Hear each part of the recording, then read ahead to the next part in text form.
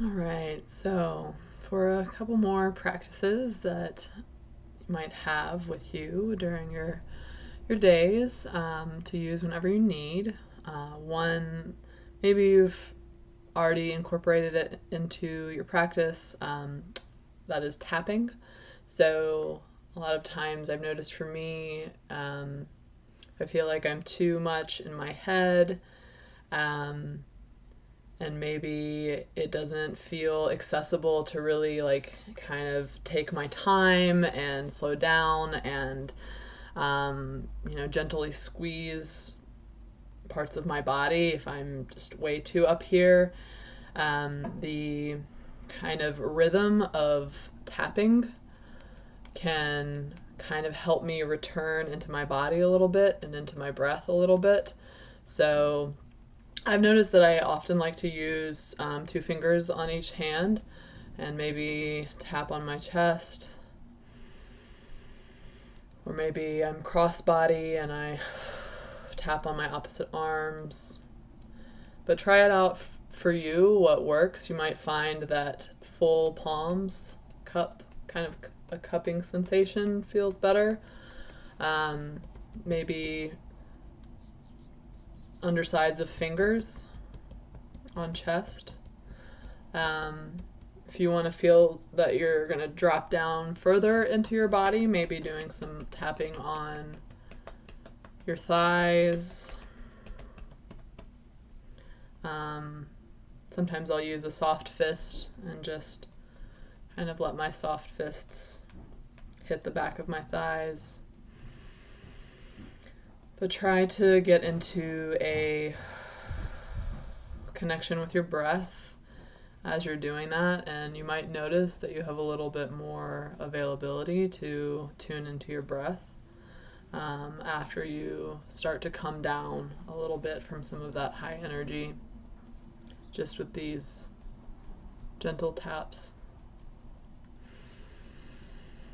And if you can, try to keep it consistent, some kind of rhythm that you can feel and experience in your body.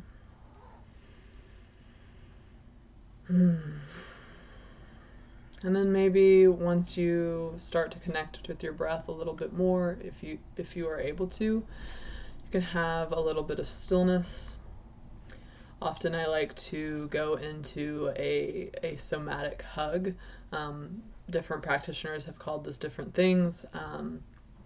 Peter Levine, who's the author of Waking the Tiger, often demonstrates it in the way that I will show you all today. So that's taking my right hand, putting it under my left armpit, left hand on top of the outside of my right shoulder. Of course, if it's reversed, that's fine. Try out what's comfy for you. And when you're here, just again start to notice your boundaries. In this kind of cross-body self-hug that we're doing, we're creating this container in between our arms, and maybe that container can feel a little bit safer than what's going on outside of our bodies.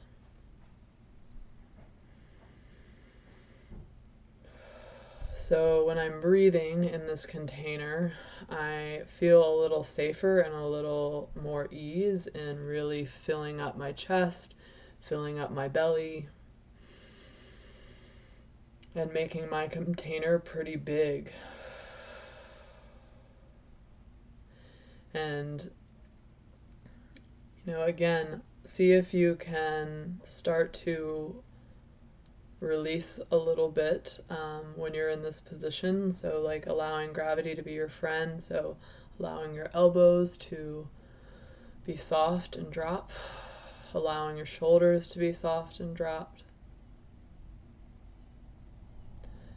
And, this is also a position that we often do something similar when we cross our arms as humans. So if you want to try this one out instead, when you're in and around folks, to center yourself and just notice your edges separately from them.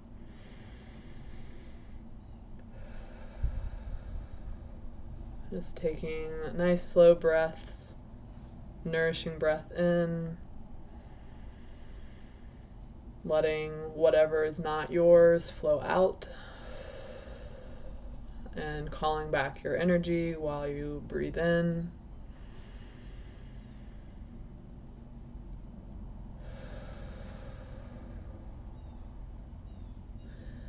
And again, this is just one more practice that you can try out to see if it works for you. Take what works and leave the rest.